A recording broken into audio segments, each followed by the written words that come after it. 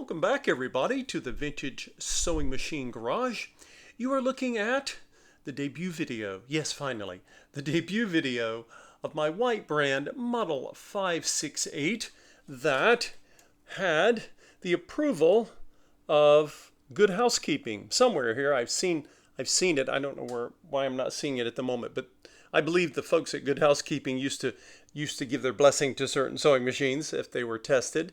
This is the Model 568. You'll see here, for those of you who are curious, this is a Japanese-made machine, and it says in this lovely sort of gold lettering J-A15. I don't know what that means. I believe it relates to the actual company that made the machine. Because of course it has a model number, a serial number, and this is one of the fancier machines you would have purchased from the White brand. This was very likely sold in a White sewing machine dealer. Remember that White was once upon a time a huge competitor to the Singer company. In fact, White was the second largest maker of sewing machines.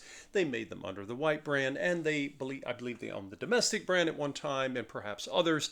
And of course, they had, in the past, had the contract with the mighty Sears and Roebuck Company, as well as Sears Simpsons in Canada.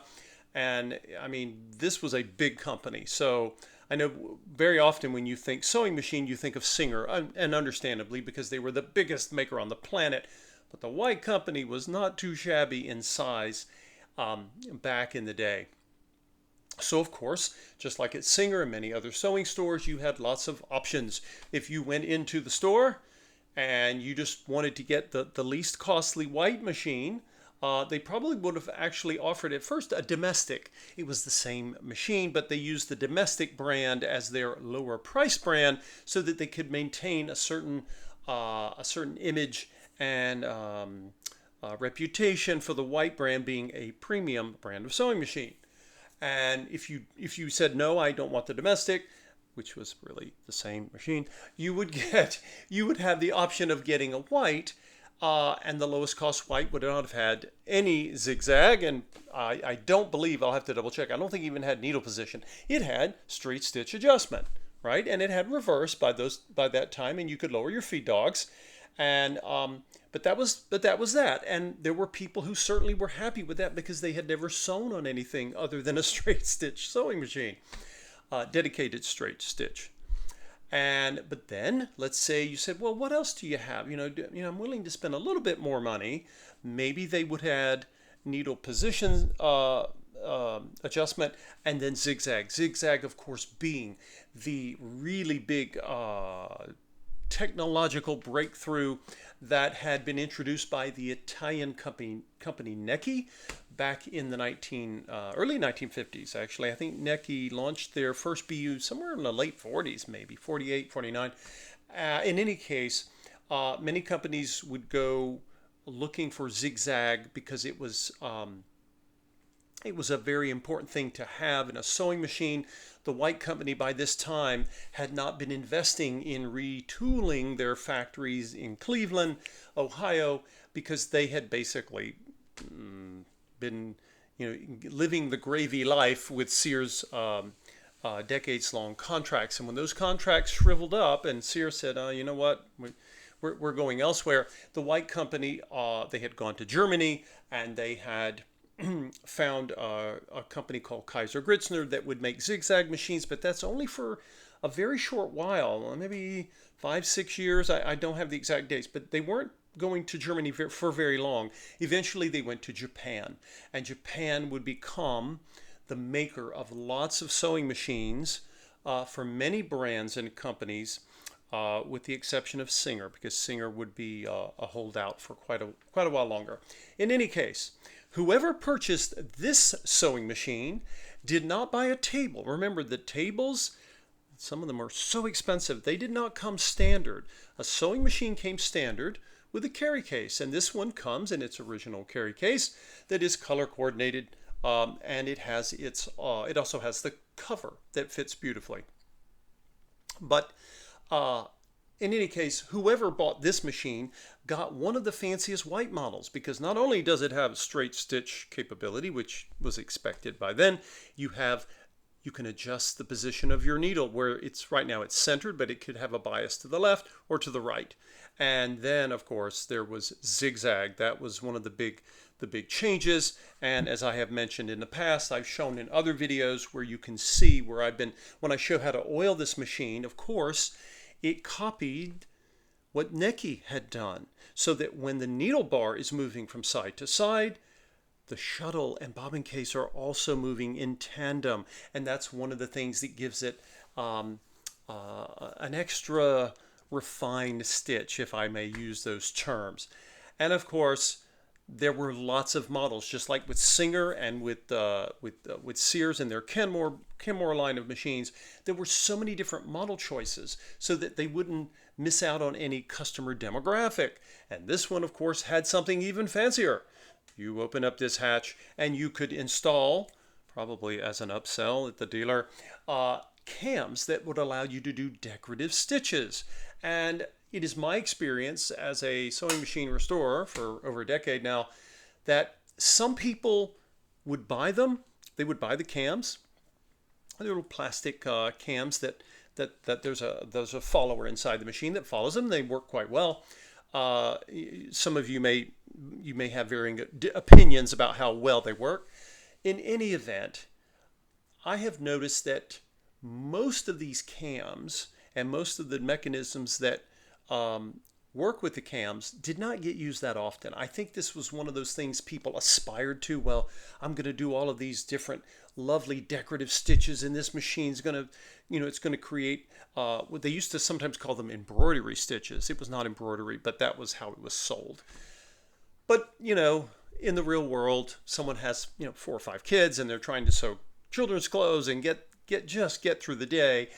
It's possible that all those good intentions for sewing lovely, incredible decorative stitchings may have gone by the wayside. I don't know. Maybe you love to do decorative stitch sewing, and maybe you know people who did.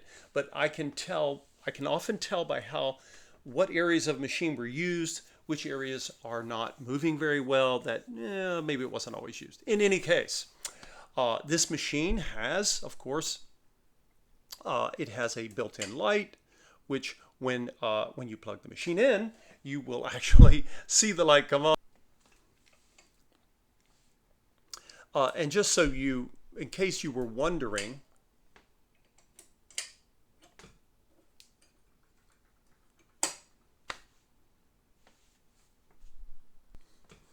this machine has its own light switch. As we would get further into the 60s and 70s, some of the machines, such as some of the Kenmores, later in the 70s, when you plug the machine in, as I just needed to do because I didn't have it plugged in. I like to keep my machines unplugged until I'm finished overhauling them, until I get ready to do my test stitching or debut. And of course, eventually machines, when you plug them in and you had to power them on and the light was just on. If you were going to sew, you got your light on. And this machine, of course, gives you the option. So if you've got nice daylight, you don't want to sew with the light, you don't need to. I don't really need to today. But what else to say about these machines? Those of you who have followed my channel have seen me do many videos on, I have rescued many of these white machines. Most of them ended up in this color. I didn't go searching for the color, but this color had to have been very popular. Because I find a lot of these in this two-tone lovely turquoise hue, and I come back to them again because they are incredible machines, and the people that get these from me, they really like them.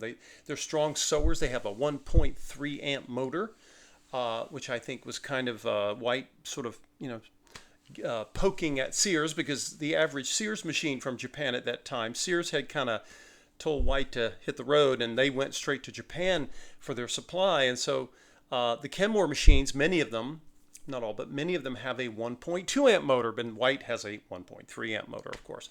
So that tenth of an amp is not really, it's irrelevant.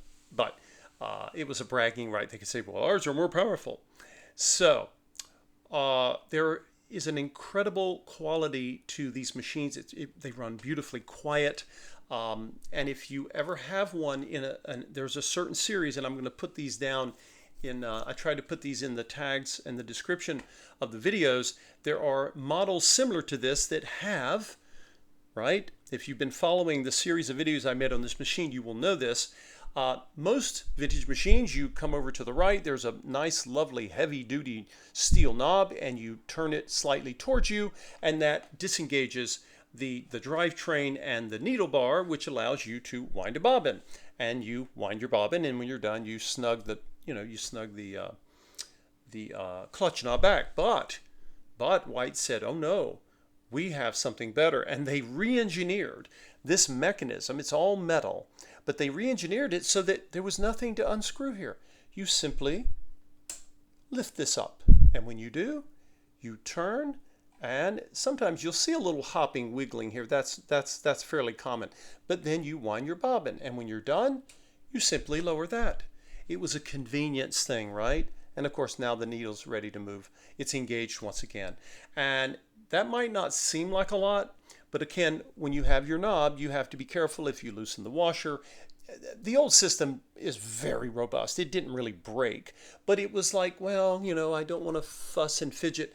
It was a small thing, but when you're competing in a market where lots of sewing machines are sold, you gotta try hard. And I don't know what it cost the engineers that White was hiring in Japan to do this, but it's a brilliant design, and you'll see that if you're very interested in this model or this series of models, please follow up and watch some of the other videos I've made on this machine, because but again, people always say, what is your favorite machine? I don't have a single favorite, because the best machine is the one that you use, and it depends on the kind of sewing you do. But I think clearly I've started to create a new series of videos called My Favorites. This is one of them, okay? For zigzag sewing, it is a fantastic machine. And if you cannot find a Necky, or maybe the Neckys are getting more expensive in some markets, you can look for a 1960s White machine. And if it has zigzag, you're going to have that same amazing mechanical following of the shuttle and the bobbin case with the needle bar. If you don't have a machine that does that, you're fine. There are lots of fantastic zigzag machines in the world. Don't get me wrong, but somebody went to an awful lot of trouble engineering-wise to make this happen, and I believe that is the secret to why Neckys are legendary for their zigzag, and the White company's machines are not too shabby. All right, so let's begin finally after you've suffered through 12 minutes of my talking about this machine, and we're going to start with straight stitch. Okay, so I'm going to keep the needle position in the center, because when I'm demonstrating a machine or testing it, I always do that. Those of you who sew may like to have this alternate needle position when you are sewing on some part of a garment, or you're trying to do your hemming, the edge of a woven fabric or something like that. So in order to do that, remember, this lever is spring loaded. Now, right now it doesn't move because it's set up to be in the widest zigzag. So when you start to adjust it, just hold the lever for a moment, and I'm going to roll this lovely, very robust steel roller all the way to the right, okay? And then gently, don't let it slam, okay? This machine is all metal and robust, but you know what? It's over 60, pushing 65 years old here, folks. So let's just let it come back, right? And you can see it is spring loaded. That protects the spring, and Now over here you have another adjuster, and I'm going to roll it when I'm rolling it up, okay? And if you roll it up until it stops, what have we done? Now we've locked in this lever. Because of the tension of the spring, if you're sewing lighter, maybe medium weight fabrics, you may never have even done that. You just let the lever come over and the spring holds it. What you may discover, though, as the machine starts to work harder on something like this fabric that I'm going to do my testing on today, what you may find is that sometimes your straight stitch will start to hop and give you a little zigzag when you don't want it, because it's the heavier fabric. When the machine starts to work harder, it will start to pull on this part of the machine. That's normal. There's nothing wrong with your machine. That's just the way it's set up. So by doing this, you now know that you're only going to get straight stitch. Okay. Over here we have, notice it says short and long. So what am I doing here? Right now I am on 7. Let's zoom in so you can see what I'm talking about. Okay, so that's basically on the number 7, and then it stops. That's as long as it goes. And if I keep turning to the right, I can come all the way to 0. I don't want to be on 0 because then I'm going to have a big, rat's nest of thread. Now there is a place right here where you can get very short if you were going to do a satin stitch, for example, and then there's one, and it goes to, there are places in between these numbers, but you'll hear it, you'll feel it and hear it little click. But we're going to go to 7 because when you're trying to see how a machine is stitching, I find personally that I want the longest stitch, and I start with straight because you want to always know that your machine can walk before it runs, okay? Forming a straight stitch is a complex process, but zigzagging is a more involved dance for the machine, okay? It can do it, obviously. It was designed to do it, but I'm going to zoom in here for you all, and let's take a look and see what the machine wants to do for us.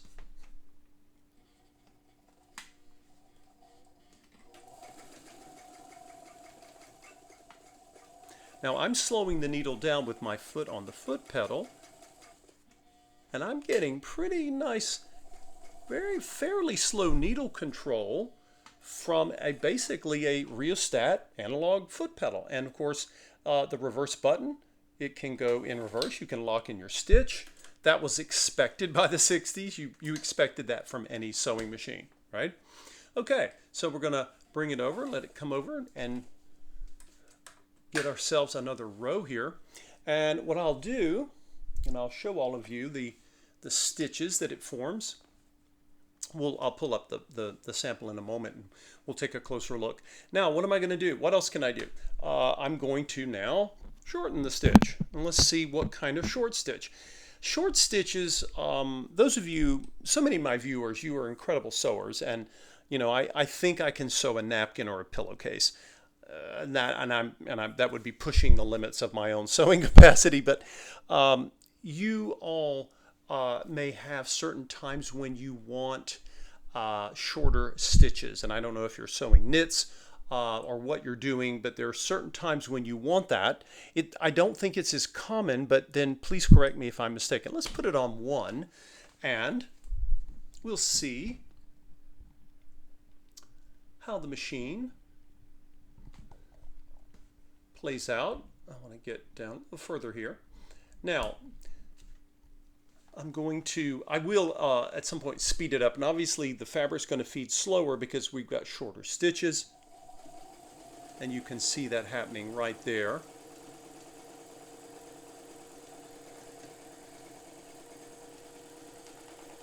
And I'm going to basically go right over this seam, and that's me slowing down and coming back. And we'll lock in our stitch.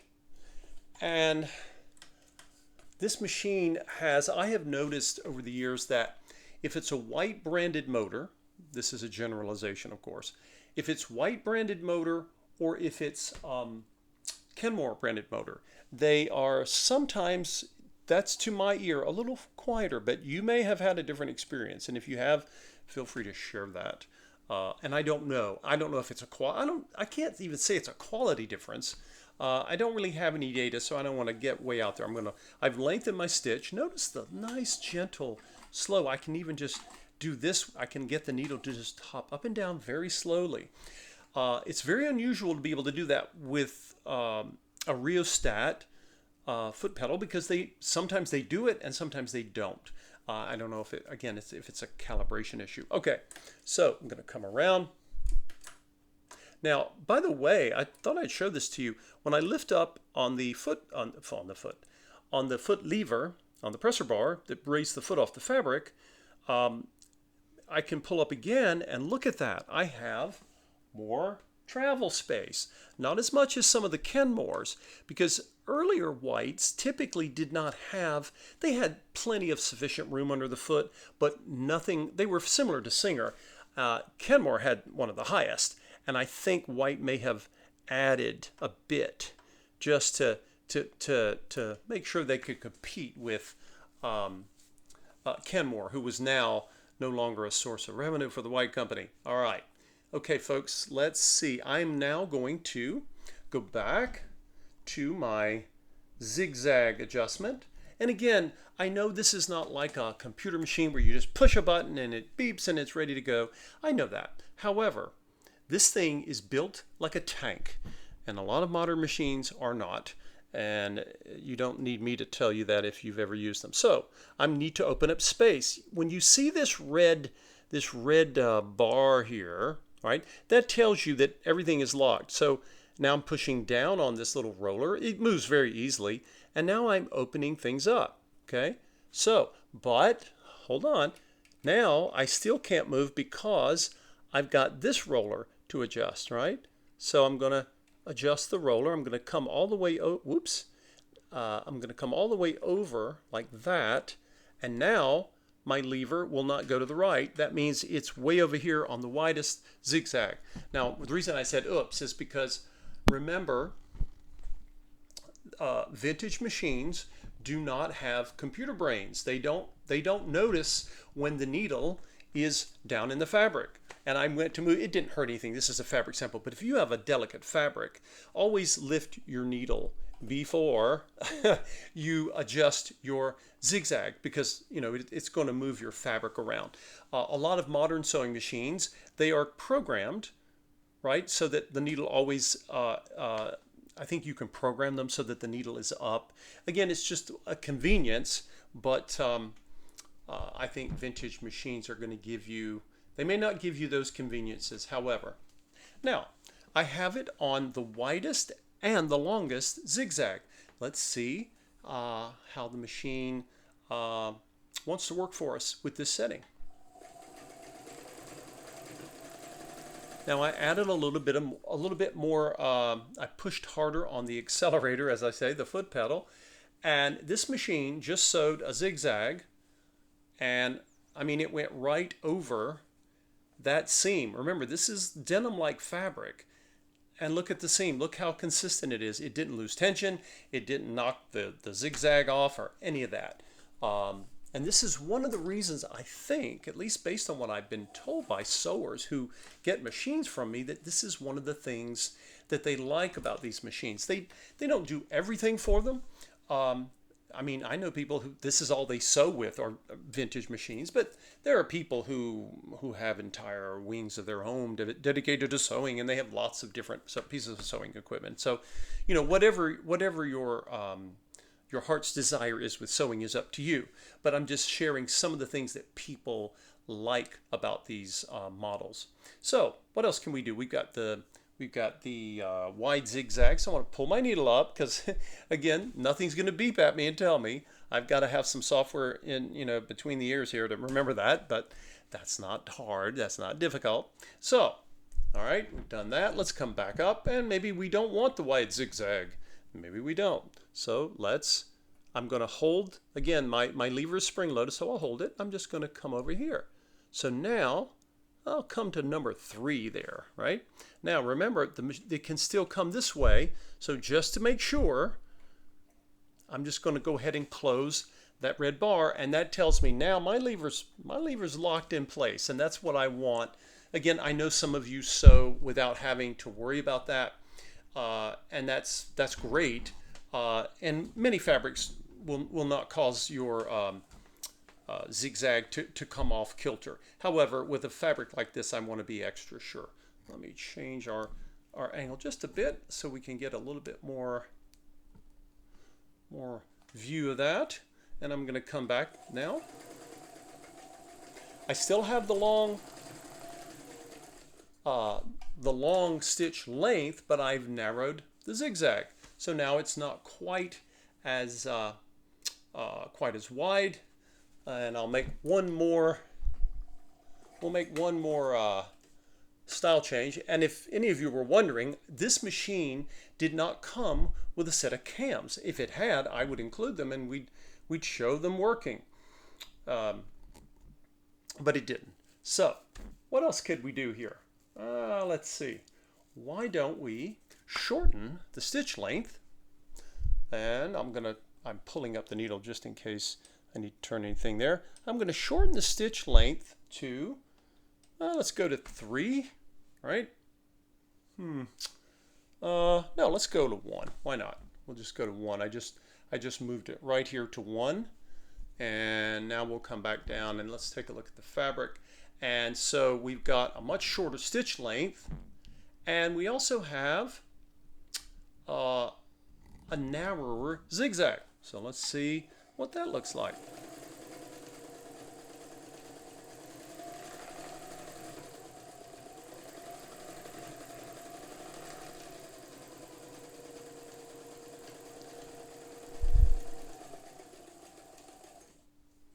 Okay, let's see what this machine has produced for us. Let's see here.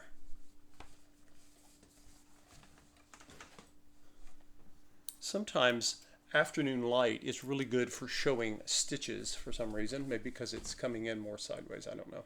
All right, so let's see, what did I accomplish here?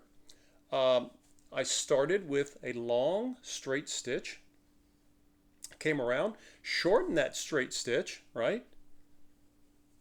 And then came around and we did the wide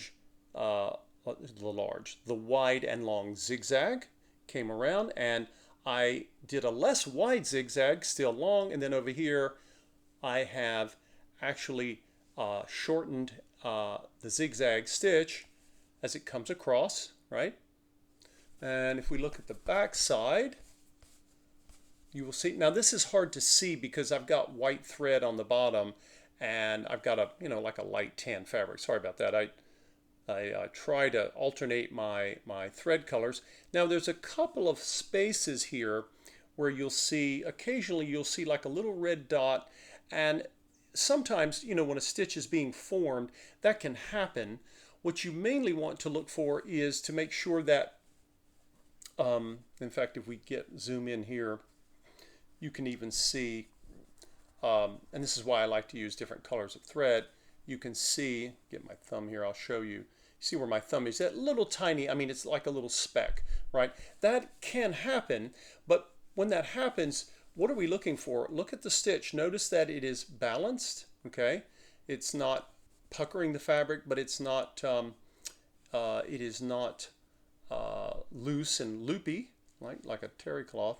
And you can see the short stitch here. So again, we're looking at something that is sewing. When you see this, you can always make adjustments. You can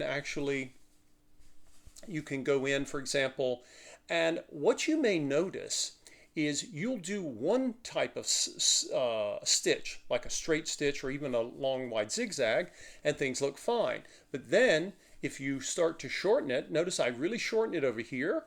Notice that I start to get a little bit of the white thread coming through. What does that mean? It means you need to make an adjustment, right? And of course, I've made videos on how to adjust your tension.